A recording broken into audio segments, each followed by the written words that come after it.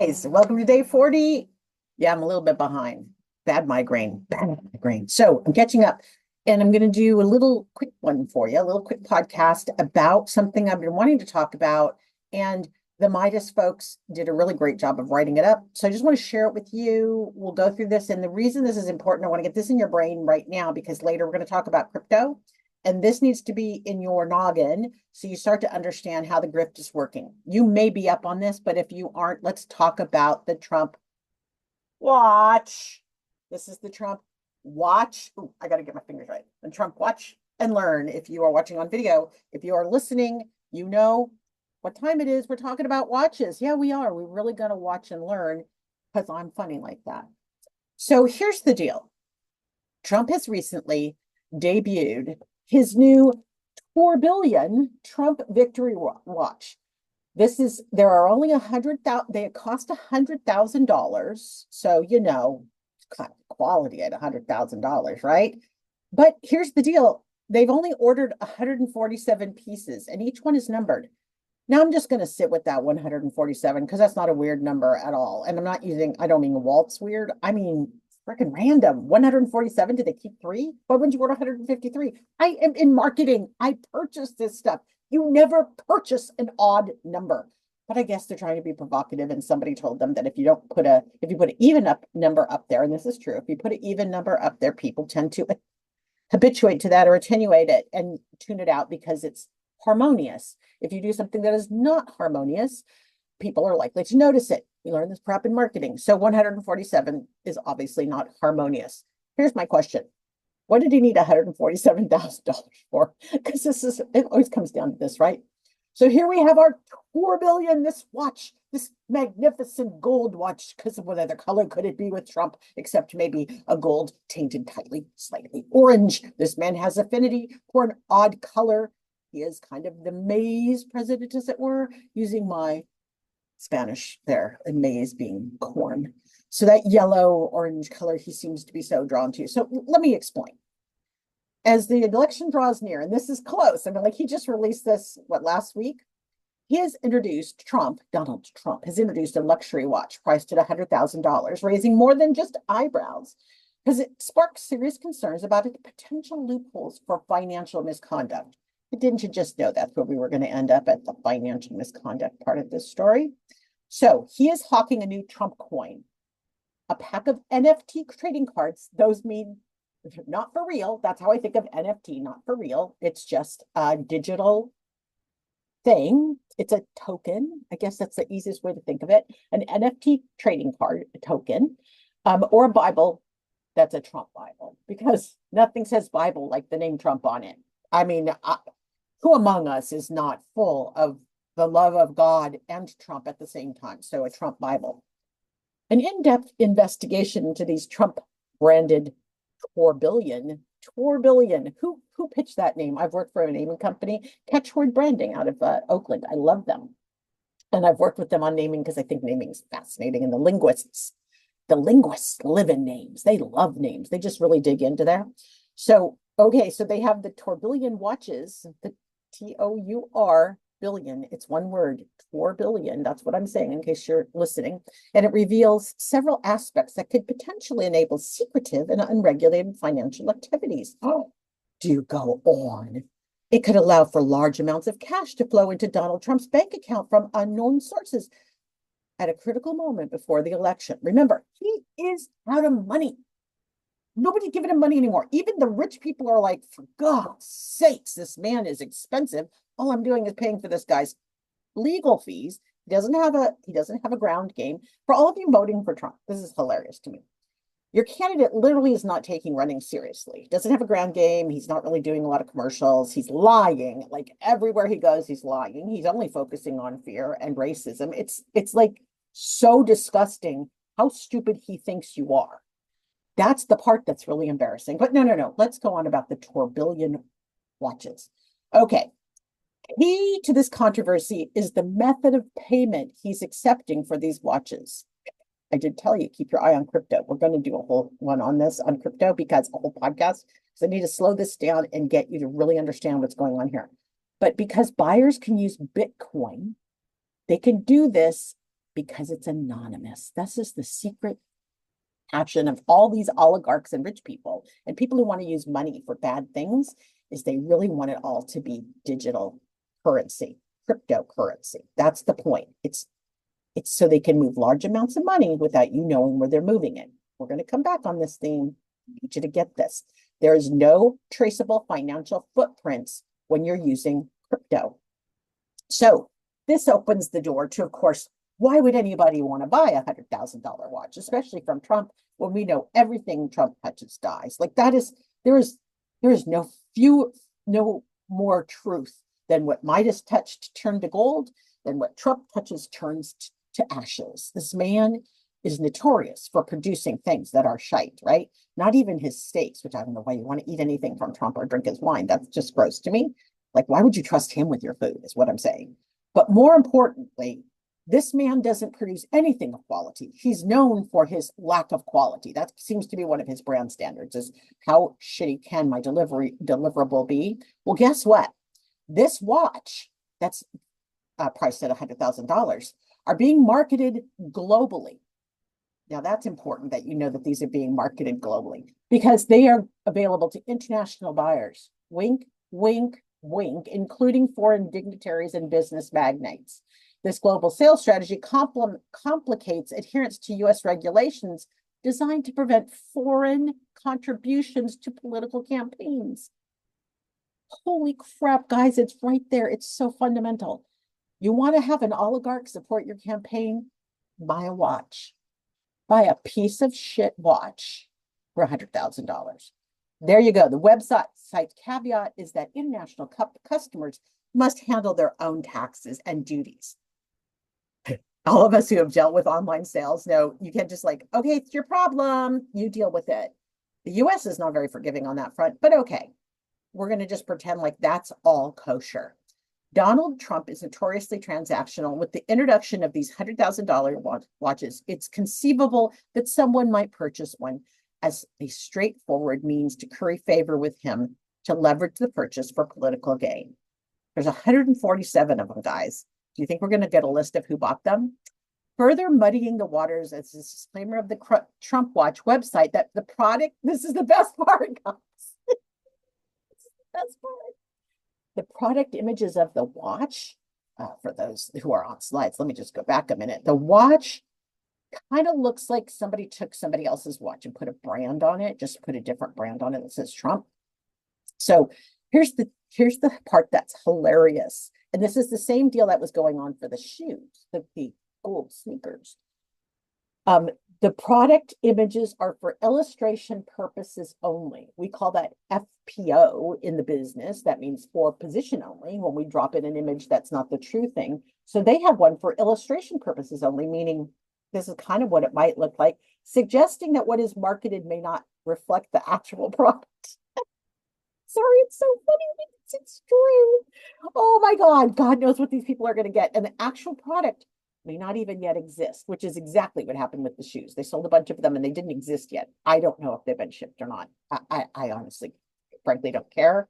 The shoes were another way to do the grift, but the vagueness is unusual for luxury goods and raises questions about consumer transparency and, get this, product authenticity. Is there even going to ever be a watch? You realize the people that are buying it for $100,000 don't need a watch, right? They just do not need a watch. And most of them probably would never wear a Trump watch in public because that would be embarrassing. Not if you can pay $100,000 for a watch, you're not the person wearing the Trump watch in public. Except maybe that weird guy, Mellon Bank guy, who's giving all the money, that Mellon guy. Maybe he would wear one.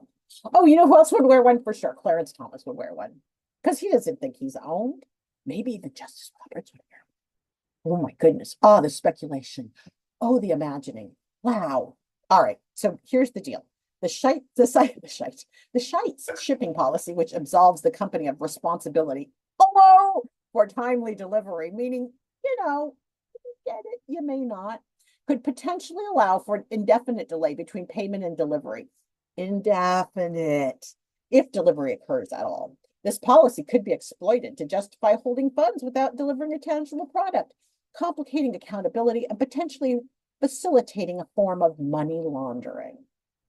So the Tourbillion watches should start shipping sometime in, this is like Trump on this damn rallies when he goes 10%, 30, 40, 50, 70% more. Guess what the shipping estimates are for the watch? This is from the site. They will start shipping in October, November, December. It doesn't even give you an estimate. It doesn't even tell you one, because it could be any of those months it might start shipping. And by the way, they say in here, the delivery dates can't be guaranteed, and they are not liable for delays in shipments. So if it never comes, they still have said they're not liable, even though they took the money. Isn't that weird? It's like no other business in America, where if they took your money and didn't give you the thing you wanted, that would be a problem. But in this case, they've actually put in, now, I got to tell you, as the lawyer's daughter, this legal shit doesn't hold up. You still have a responsibility to provide the goods that you sold. But it's interesting that they already anticipated it was going to be a problem, and they tried to put legalese in there to get you to believe that they can do whatever they want. Technically, they can't do whatever they want, but as we know, in chasing Trump, you can chase him and chase him and chase him, but you got to catch him, and then you got to get him to shut up. So there you go. So here we are. There's with Trump's here's the payoff of the story. With this, Trump has created a vehicle for foreign leaders and oligarchs to bribe him openly. Just buy a watch.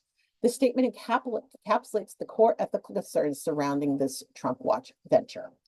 The ease with which such transactions can occur, masked under the guise of legitimate business, lends credence to fears that these are high-value watches that could serve as a conduit for illicit funds. So there you go. If you look into the LLC that's selling them, it gets even weirder, by the way. The watches are being sold by a company that calls itself the Best Watches on Earth, LLC. That's right up there next to mine, which says, I have a fat butt, but I can twerk, LLC. And also my cats have an LLC, but I'll tell you about that later. You should see what they're selling. The LLC lists the address on the official website selling the watches as 1309 Coffeen Avenue, 1200 Sheridan, Wyoming. Oh, so I'm sorry. I totally botched that. It's Google this. 1309 Coffeen. It's coffee with an N at the end. So Coffeen Avenue, Suite 1200, Sheridan, Wyoming.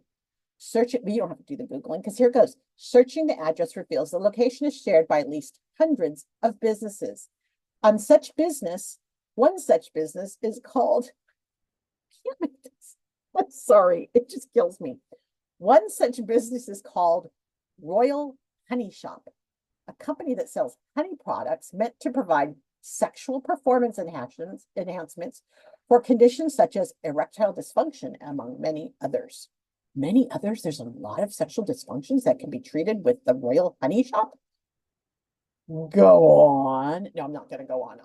But I mean, does not sound like that could be a whole podcast of its own, just looking into the Royal Honey Shop and all the ailments they cure? Okay, the location appears to be used by a law firm and the service who helped set up the LLC for a variety of different business operations as a virtual address.